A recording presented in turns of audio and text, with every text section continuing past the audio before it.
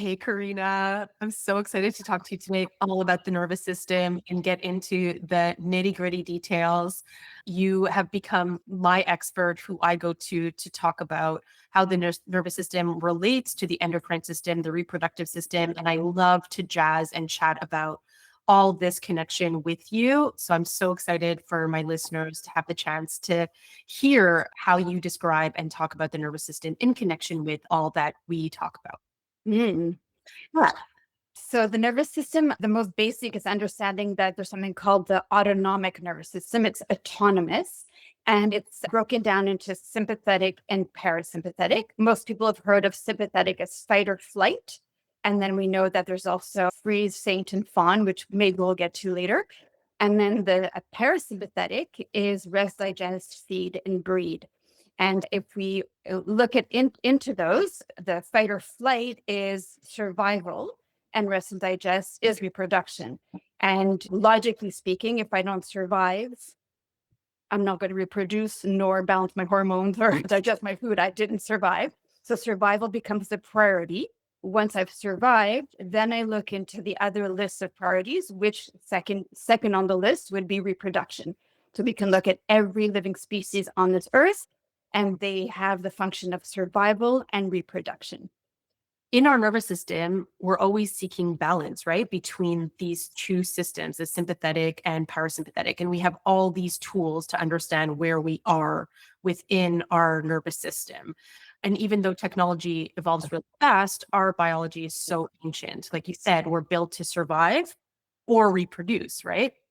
So, how do our bodies actually register that we are safe in modern life? Good question. The simplest answer is the five senses and then perception, interpretation of those senses. And so the five senses, it's like sound, touch, taste, and feel. I can look around in my room right now and I know I'm safe. There's no life-threatening situation in this room right now. And then depending on how I perceive or I interpret, if I feel, for example, in this room, it's too small and claustrophobic, then I'm going to perceive the same environment differently and so respond to it differently.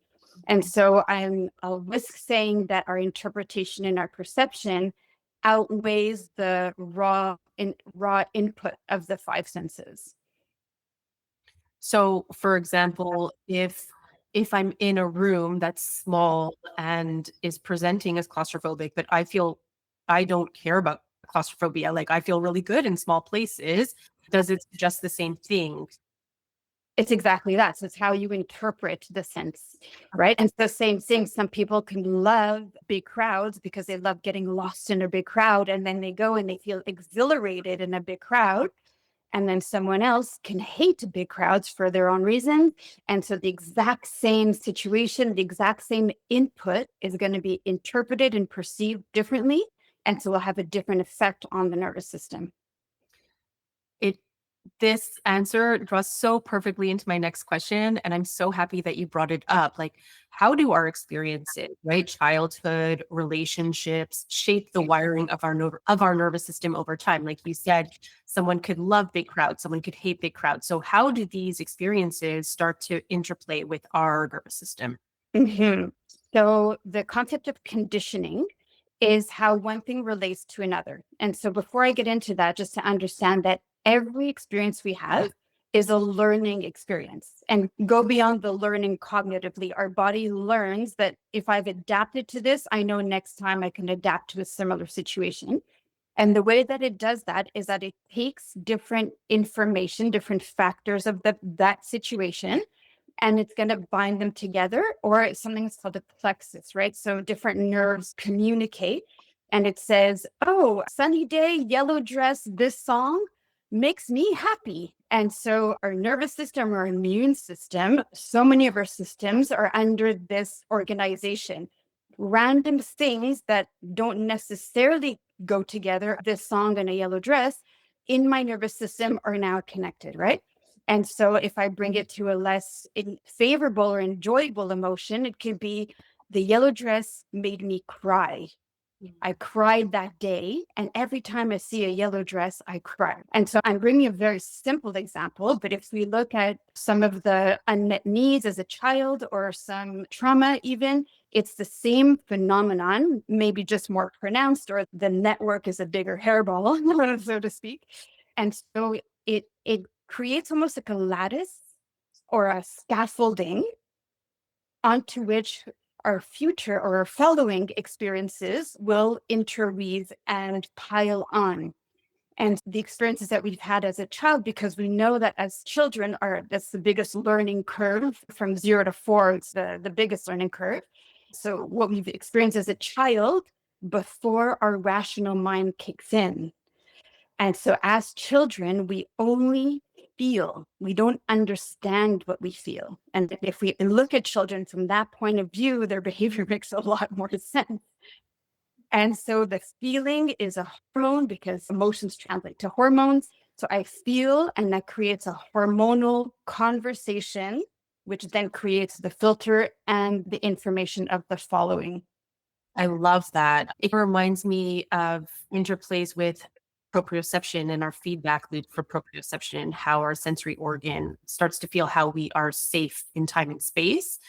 And so within proprioception, interoception, or just in the relationship of learning about us, predictability becomes something that we enjoy, right? If we like to know that we're going to feel safe, so we go into what feels predictable. So how does this preference affect our nervous system and its response to change, novelty, or uncertainty? Can we start to get to a point where we feel like we want to feel so safe that we protect ourselves from newness?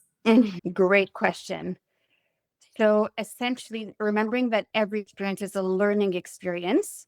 For me to learn, I have to interact with the environment. If I'm scared, I'm going to hold back or close up on the inside, and I'm not reacting, I'm not interacting with the environment as well. And so rather than the environment informing me, it's like I'm informing the environment. I'm arriving, and it's something called transference or transposing a certain, not only a frame of mind, but a behavior pattern from one situation to the next, because I feel in control. When I behave a way that I know, I feel in control. There's less risk, so there's less fear. And as a byproduct, there's less learning, which becomes a vicious cycle, because the less I learn, the less I feel equipped to deal with the situation. So I'm just going to go into the known. And then I downscale with time instead of developing an information network from continuous learning experience. I just reduce my bandwidth and have this to play with. And so that becomes less and less efficient, ironically. And so, like, how can we move out of that? How can we move out of mental predictability and into sensation through maybe touch, pressure, movement to re-educate our fascia, like that system, that lattice system that we're building our experiences off of? How can we signal safety to the body after being in protection mode for so long? Good question. I think it's a case by case. For me, is the safest answer. As a general approach, I would say start with what is available and build out from there.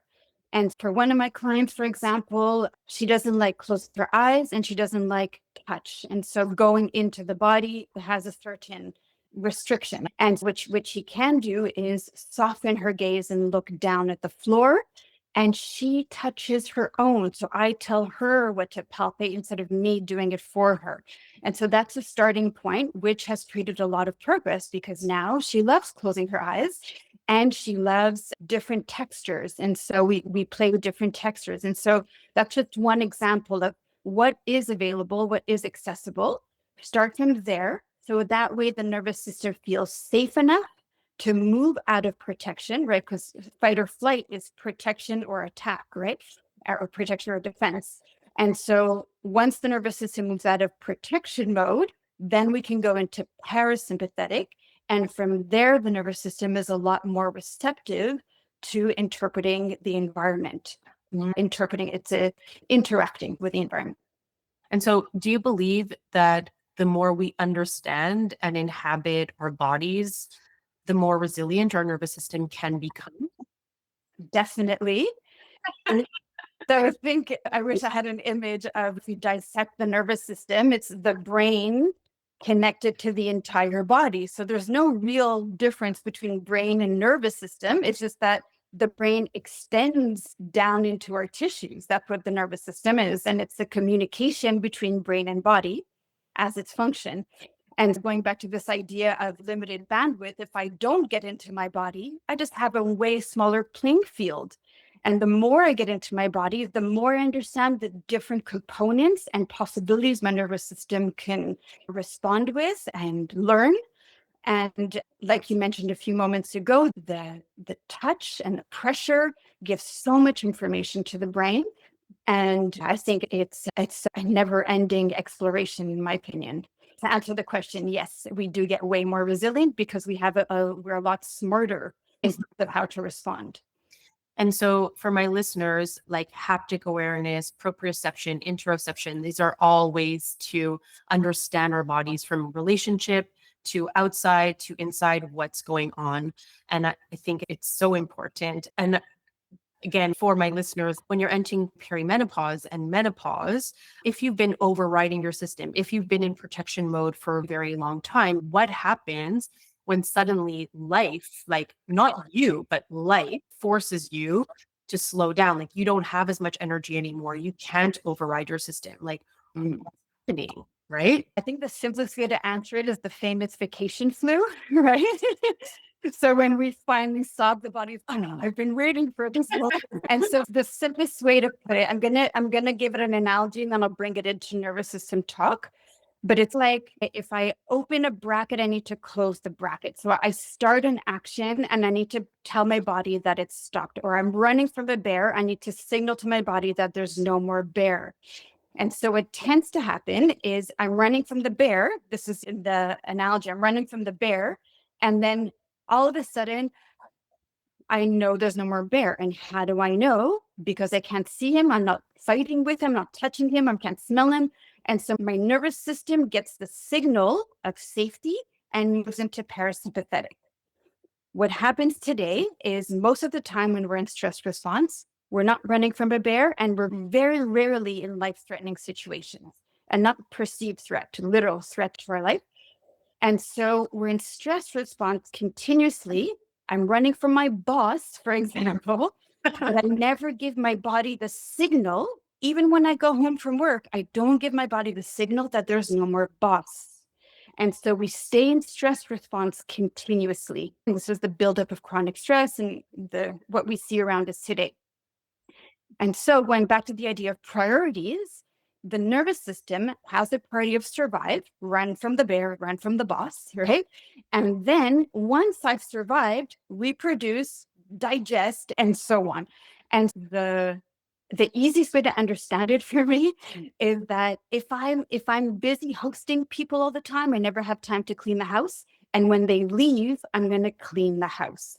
And so this famous vacation flu is the body finally cleaning the house. So things that have been waiting or piling up, waiting for the signal that it's time to now move into balance, take advantage of the rest time, whether it's chosen or imposed on. And sometimes I tell my clients this, getting sick is really healthy. It means the immune system is doing its job, right? Yeah. If you're not going to slow down, your body's going to slow down for you. Yeah. And so instead of enjoying your vacation, you end up sick the entire time. So you miss out on the fun. And I feel like it is such a great example for perimenopause. Menopause. It's if you've been overriding your system for 30 years because you've been in the workforce, or you're a mother and you have to do and you're constantly doing and you never slow down, then when you finally have time for yourself, you can't. You might not even know what to do, and your body's hitting you like a flu, and all of a sudden you have all these symptoms that you have to take care of. In terms of the education is a key piece in understanding how to slow down, how to take care of yourself in micro moments where you don't have to take it out of your day, especially if you're already very stressed. So how do you teach these moments? How do you teach people to connect to their body so that when these stages of life come, they don't get high vacation flu? So the question is, how do we integrate into the day to day? Exactly. Okay. Before it becomes a bigger problem. Yeah. Number one, check your phone, check your breath. Of that. When you're at the red light, you don't check your phone, take 3 breaths, wait for the green light, integrate it into imposed moments in your day.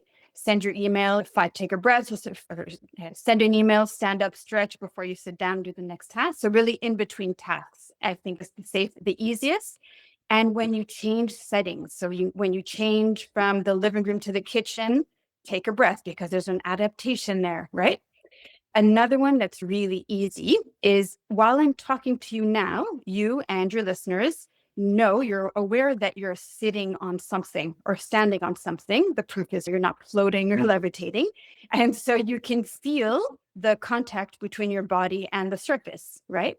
And you can feel the contact between your body and the surface while you understand the words that I'm saying.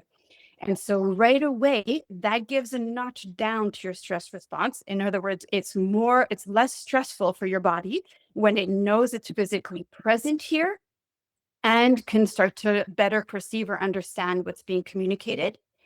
And then another one, I'll do the short version, but if I stay silent just for a couple of seconds so that you can feel your breath,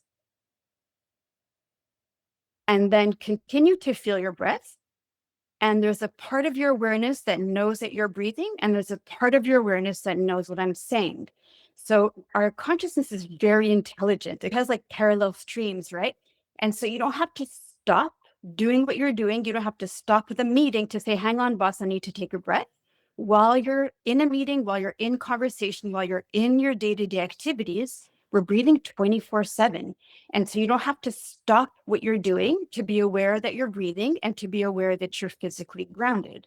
And that reduces or increases the threshold of the stress response. Yes, I 100% think that is brilliant. And I also understand that awareness is key, breath is key, and also any sense that we have. So whether it be through breath, touch, smell, anything that's going to bring you into awareness of the moment to help you come into your body is going to help you feel more at ease and less in your sympathetic tone and more into your receiving, into your parasympathetic tone. Correct? Yeah. Yes, yes, yes. Okay. And that goes back to our first question, right? It's the 5 senses and the interpretation of the senses. The 5 senses is the quickest way to your nervous system. I would say the 5 senses and the breath are the quickest input to your nervous system to tell it if it should be in sympathetic or parasympathetic. Being in touch with, instead of taking the muffin off the counter and putting it directly in your mouth, just take a moment to smell the muffin and let your sensory system understand what you're putting into your body. And so it'll give it just that little moment, will give it enough time to help reduce the stress. Indeed, yeah, because we have to remember that to digest the muffin, we need to be in parasympathetic, right? Mhm. I can eat the best food, local, organic, cooked with love, but if I'm running from one place to the other, my body's in sympathetic. I won't break it down, assimilate, and extract the nutrients from it. It'll get broken down very differently. We Mhm. know an apple can turn into sugar or to vinegar. Yeah, I totally understand and agree. And I think something for my listeners to understand is that some phases of your cycle, you're more resilient to stress, and some phases you're not as resilient to stress. So how does the body communicate when it's not as resilient to stress? Like, how do you feel in an environment when you're not as resilient to stress? Again, I think that's case by case. Like you said earlier, we have our go tos. Sometimes, if I'm in a place that makes me feel less comfortable, it's possible that my go to will be sadness or irritability, and someone else's will be anger and frustration. It depends on where your go tos are. But regardless, they'll definitely come quicker and probably more pronounced and probably less manageable. So if, regardless of which phase of the cycle we're on, we know that if, for example, we're tired, we haven't slept well, then we get cranky or impatient more easily. It's not as easy to get out of that state than if we're rested. So that's just a simple way to compare. And so, if we know this about the cycle, or if we're still in our cycling years, how can we adapt to ensure that even when we're stress resilient or less stress tolerant, that our system is functioning, right? For me, I'm going to step back from the question and make it a more broad answer. For me, the best barometer is the breath. So I know the way that I'm breathing tells me what the state of my nervous system and if I'm nervous or if I'm tense or whatever.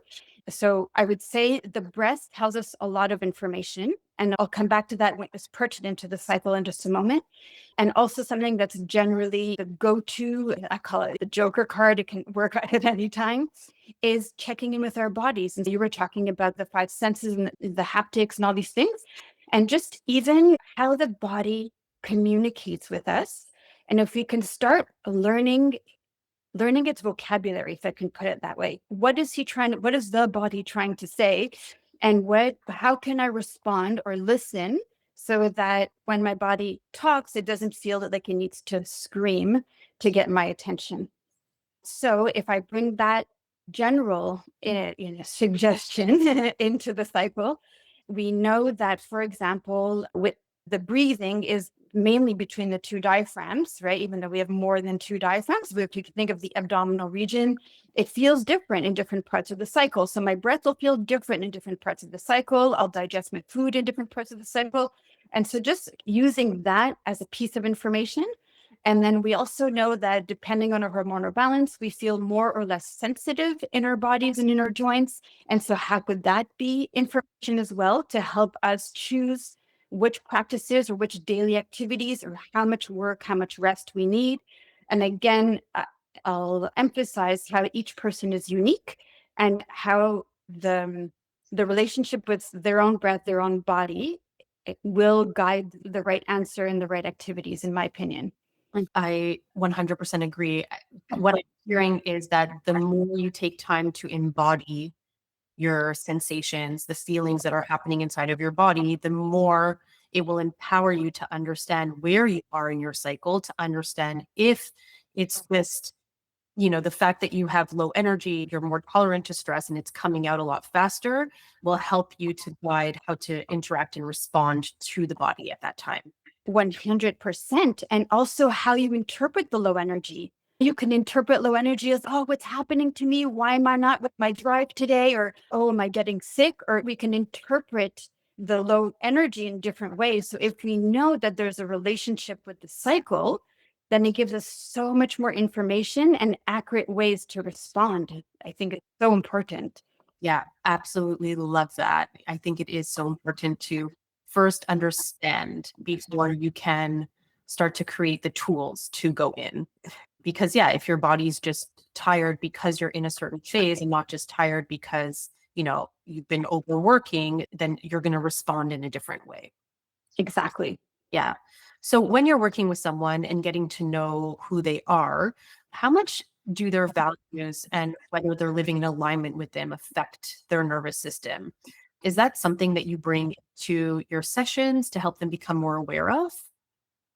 Yes, directly and indirectly. I definitely want to understand what drives their day to day, what drives their decisions, and then I can extrapolate. What I do is extrapolate values and priorities, which I'll get to after. But to answer your question specifically, think of the dopamine rush when we accomplish something that feels very important versus the dopamine rush when we don't. It's not that important, but I did it anyway, right? And so the more that something is important in line with my values and I accomplish it, the bigger the dopamine rush, the bigger the reward hormone, right?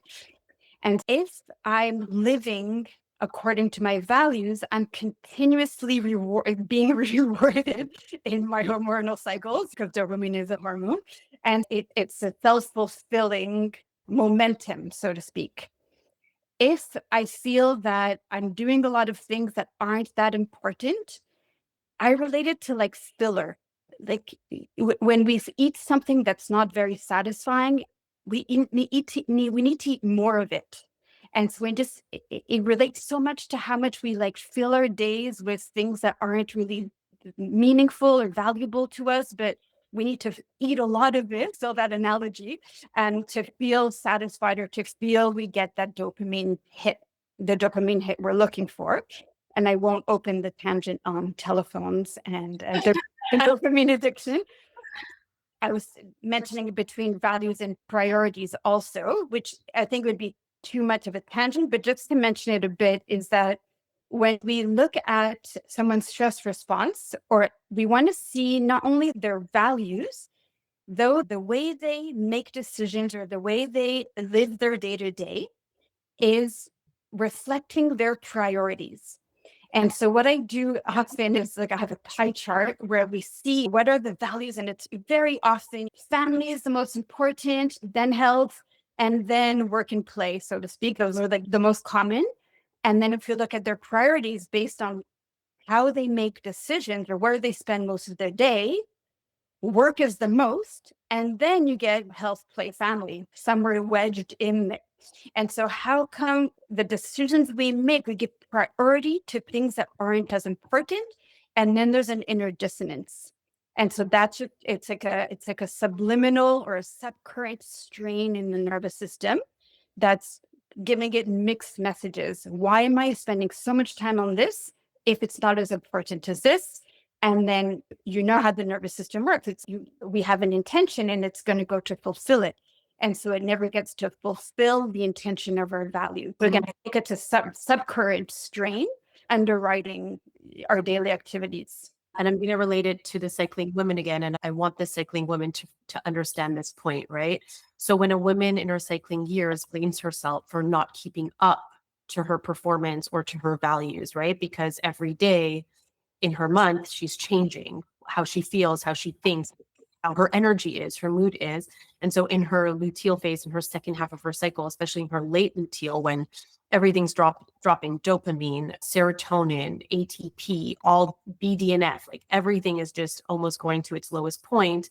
Like, how do you help the cycling woman to not have self-judgment on herself to affect her nervous system so that she understands that her values are still at that level? It's just that sometimes we have to give pause, we have to give rest.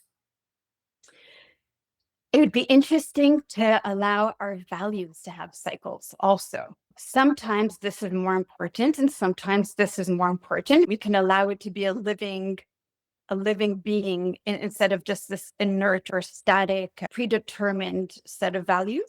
So maybe that would be an interesting concept to follow during a lunar cycle. What's more important in what cycle? In what part of the cycle? I think the reality or the most common phenomenon we're going to see is that maybe I'm not the only one, we set our values according to the society's collective society values of success and material gain, and so to speak.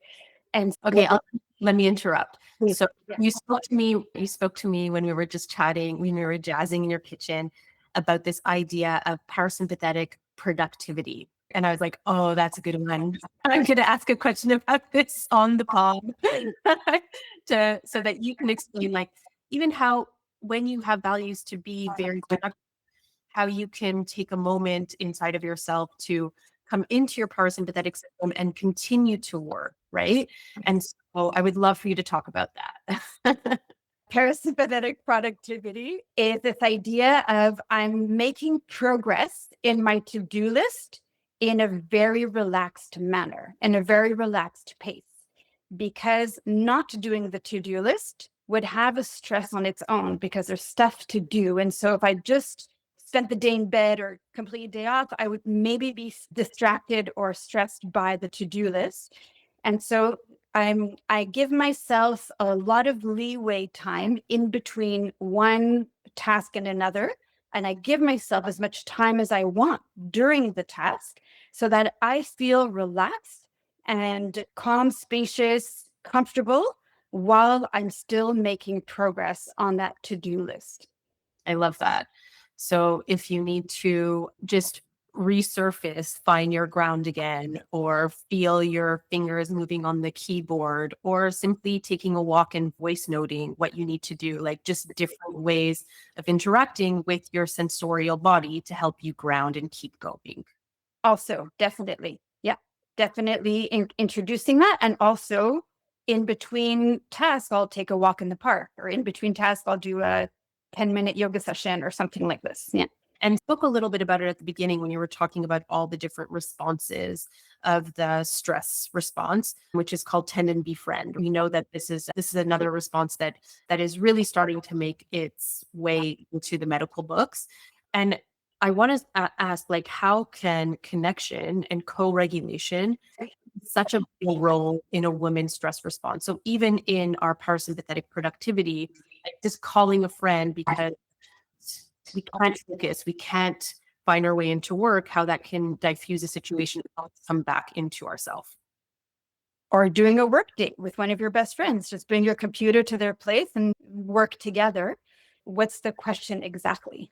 So how does it play a vital role in a woman's stress response? The tend-and-befriend.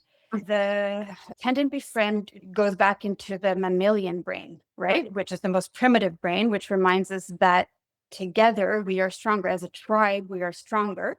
And together we can protect ourselves at the time against the whatever predators in the environment. And today it's just seeing how the connection is a recognition, a support, somewhere where I can feel I can be myself, express authentically, be heard, be supported, be inspired, and enjoy company. There's no evaluation, there's no stress to how I have to behave. I can just be myself and enjoy the company and cultivate, if anything, love. And when and speaking neurochemically, like when dopamine and serotonin are down, oxytocin, connection, hugging, touch, a relationship with another can help to regulate our system. In most cases, yeah. Yeah.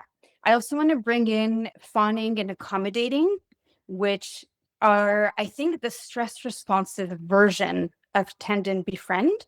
And just to be aware of where this wanting to connect or how we connect with the other.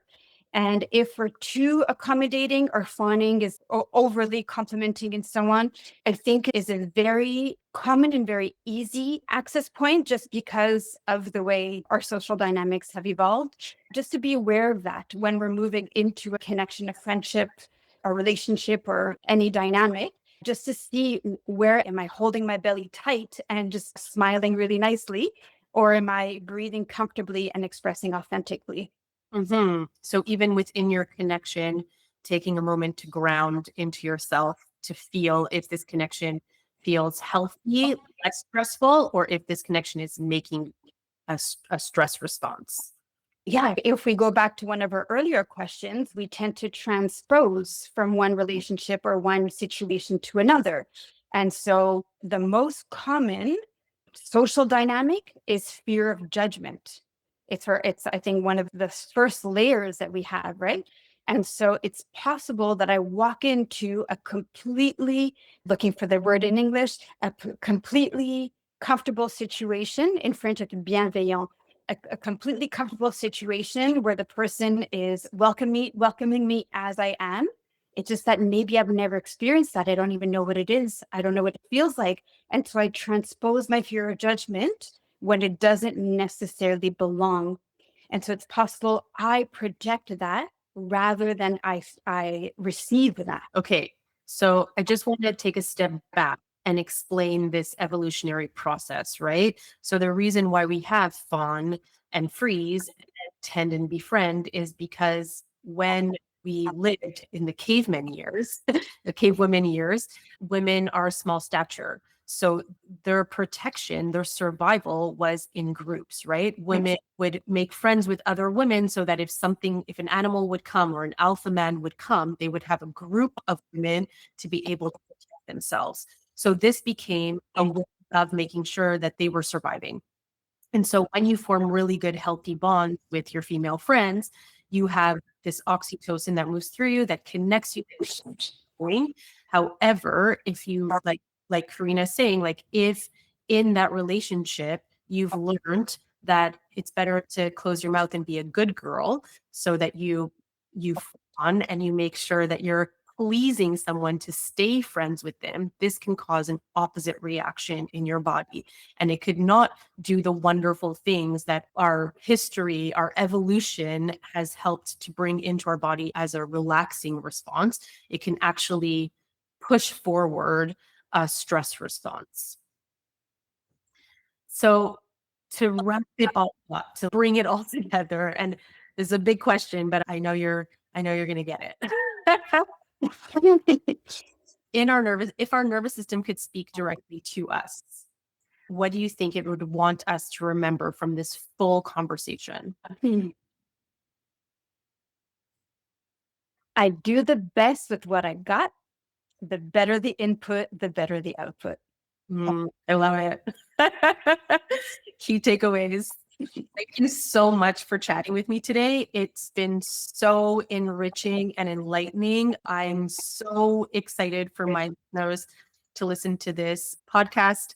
I'm excited to have you back on. Thank you for being my expert in the nervous system and letting us ask as many questions as we have about how cyclical living, the endocrine system, the reproductive system connects to the nervous system. So thank you so much.